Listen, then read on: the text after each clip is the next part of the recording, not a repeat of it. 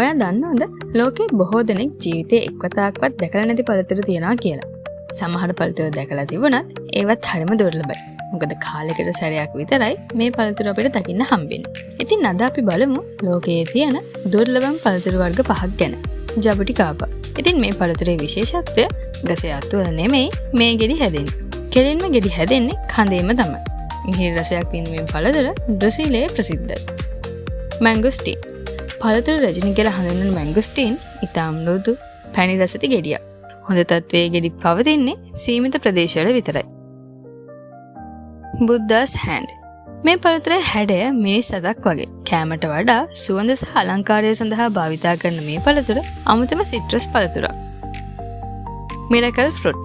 මේ පුංචි රතු පළතුර කෑවහම ඇඹුල් දේවල් පව පැණ්ඩසට දැනෙනවා. මෙන්න මේක නිසාම මේකට මැජික් පළතුර මිරකල් ෆෘට්, මිරකල් බෙරි කියලා හඳුන්වනවා. ඇකි. ජමයිකාවේ ජාතික පළතුර වන ඇකි හරියටම ඉඳුනට පස්සේ විතරක් කන්න පුළුවන්. නොඉඳුණු ගෙඩි විශේෂයිත විය හැකි බවින් ඉතා ප්‍රවේශමෙන් භාවිතා කරනවා. ඉතින් මේ පළතුරු පහෙන් ඔයා කලින් දැකලා තිබුණේ මොන පළතුරද? කමෙන්ට් එකක් දාගෙන අමතක කරන්න එපා. වගේම තවත් මේ වගේ අලුත් දේවල් දැනගන්න ෆලෝ කරන්නත් අමතක කරන්න එපා.